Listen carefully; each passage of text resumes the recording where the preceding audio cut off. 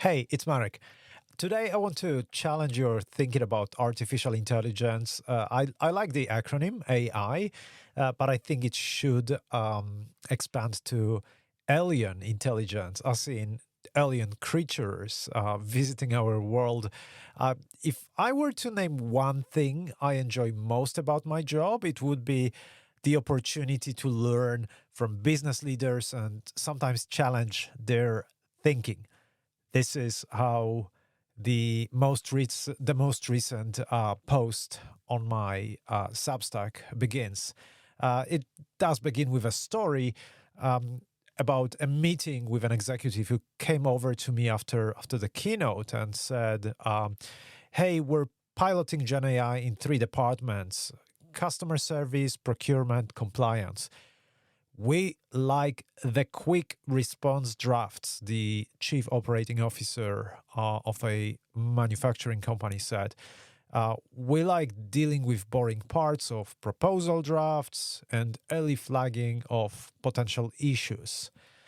The post is called Alien Intelligence, subtitled "What Game of Go Reveals About Our Approach to AI Transformation." So during that meeting with the CEO, after he told me how they use GenAI at work, I asked what surprising behaviors he was seeing and learning from the tools. Not hallucinations, but things that the software was doing that his employees had never tried. And I got this blank look. And the response was something along the lines of, the employees were never that fast, error rates went down, customer satisfaction went up. Yep, right, classic automation. But what I was interested in was those surprising ways that tools were approaching problems, tools as in GenAI systems, doing anything unexpected that actually worked, something that perhaps the COO or his team could learn from. And look, there was a longer pause, and he said, "Look, I don't think we're measuring or trying to spot that."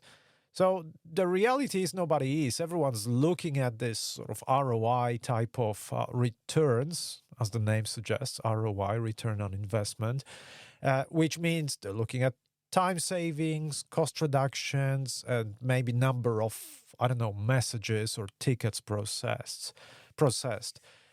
Everyone's asking, can AI do this particular task? While perhaps they should be asking, what is AI doing that we would never try? Right? That's a different perspective, almost like an unexpected behavior where your first reaction is, well, it must be a bug. Now, this particular question, what is AI doing that we'd never try, transformed an entire profession. And that's what my Substack post is about. And it was in 2016, and it was a board game, a profession of board game players, Go, the ancient game of Go players. Move 37. Go is an ancient board game played to this day for 3,000 years, and Go masters refined the art and science of playing it. They also pretty much collectively agreed that certain moves do not work. You have the art of the game, and they would say, well, that's not how you play the game. Players learned to play the right moves, and they also learned to avoid the wrong ones. But there was one player that didn't get the memo. In March 2016, 200 million people watched Lee Sedol, one of the best Go players of his generation, face that player that I'm referring to, AlphaGo, an AI algorithm. During game 2, remember that, during game 2, move 37, remember that one as well. Game 2, move 37, AlphaGo played a so-called shoulder move. That's a move where you place a stone kind of next to your opponent's stone in a specific space, but not where that shoulder move should normally be played. AlphaGo played it slightly closer to the center of the board. Like every expert in Go would say, you don't play shoulder moves that close to the center of the board. This was not a move that a trained Go player would make. It wasn't illegal. It wasn't overly complicated, nothing too sophisticated. It's just that generations of masters had collectively decided across centuries that moves like that do not work. The commentators went quiet. Fan Hui, the European champion who was serving as analyst, left his seat and said, "It's not a human move. I've never seen a human play this move." Remember, AlphaGo was an algorithm, and also it didn't learn Go from humans. It improved its skills by playing itself many times, many times. And as I'm sure you know, AlphaGo won that game. Game 2, move 37, was the crucial one. Lee Sedol later said he had assumed AlphaGo was merely a machine based on probability calculations. But, quote, "When I saw this move, I changed my mind. Surely AlphaGo is creative." I love that. He called it beautiful. Now, the game was considered, or is considered, a pivotal moment in the development of artificial intelligence. Go was the last game where humans held an upper hand over machines. Not anymore. And Move 37 became a synonym of non-human behavior by AI systems. Now, this is where most of stories end when you hear about Go and AlphaGo. But there's an untold coda to that story. While most stories about Go and Move 37 finish here, there's a surprising follow-up. Researchers from City University of Hong Kong, Yale, and Princeton analyzed 5.8 million moves from professional Go games played between 1950 and 2021. Remember that game was in 2016. So 1950 and 2021. They tracked decision quality year by year using AI to evaluate each move. AI to evaluate humans here. What they found for 66 years, from 1950 to 2016, the quality of professional Go play was essentially flat. I have a graph in front of me, a graph from that paper. It's a flat line. The best players in the world weren't getting meaningfully better. They'd optimized within the boundaries of what they collectively believed was possible. Open up Substack, you'll see more details on that particular graph. Then AlphaGo won in 2016, and they realized they were all wrong. Within a few years, between 2016 and 2021 in that study, human players were making significantly better decisions than at any point in the previous 7 decades. Not by imitating the machine, by unlearning the assumptions that the machine had exposed. All right, so when you look at the graph, which again you can find on Substack, and I'll attach it to materials that are related to this particular podcast, so maybe on your platform you can view it as well. The line turns from flat to something that goes roughly at a 45-degree angle up.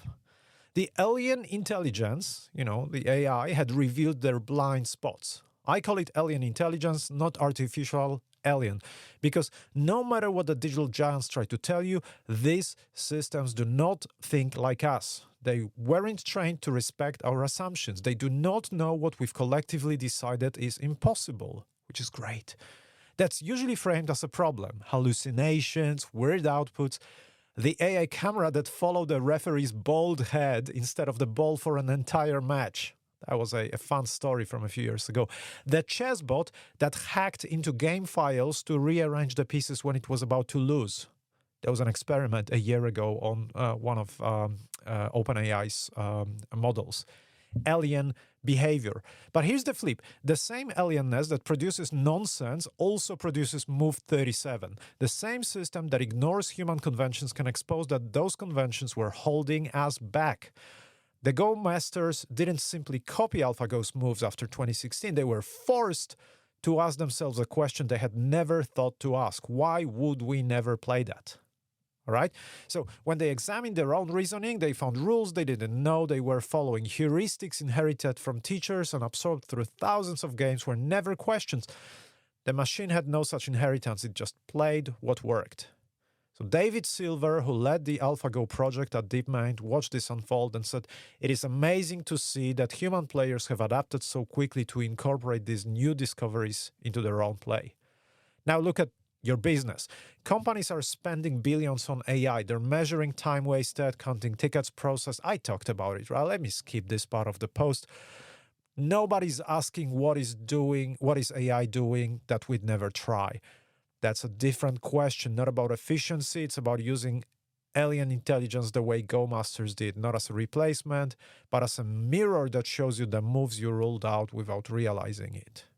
So next time you face a problem, a pricing decision, a process redesign, a difficult conversation, ask AI to approach it in a way you would not help me with something, but how would you approach it if you had none of my constraints, none of my assumptions, none of my history? Don't use the answer, study the answer. Ask yourself, why wouldn't I try that? Is it because it genuinely wouldn't work, or because I inherited a rule I've never examined? That's move 37. Question: what is AI doing I'd never try, and why not? 66 years, that was the period of study of Go players. The world's best players were stuck. It took an alien intelligence to reveal what 3,000 years of human expertise had ruled out. Why would AI what would AI do that you'd never try, and why not? That's the post. Look, after I posted it, my friend Toby Walsh, a professor of artificial intelligence at University of New South Wales in Sydney, emailed me almost immediately. I love when readers respond almost immediately to posts. And he said that in his book, Faking It, in the video version of the podcast, I'm just holding the book because I read the book. He said, "Marek, open the book. There's a section called Move 37 and you'll find something surprising here." And I was shocked. Remember how I told you that you should remember Game 2, Move 37? Well, turns out that when Garry Kasparov was playing against Deep Blue, that was a chess computer, back in 1997, it was the second game where something happened. I'm reading from the book. Kasparov had won the first game. Deep Blue, playing white, began the second game with a Spanish opening, one of the most popular openings played by beginners and experts alike. At the 37th move, Deep Blue broke with convention. The AI surprised Kasparov and many observers by foregoing a simple material gain for a very subtle positional advantage. Kasparov was forced to resign shortly afterwards. Game 2, Move 37. 19 years later, 2016, Game of Go, Lisa Doll against AlphaGo. Game 2, Move 37. A very surprising move. Look, I don't know what to make of it, but I'm curious. Game 2, Move 37. What's happening there? You stay curious. Thanks for listening to me today. And see you next week.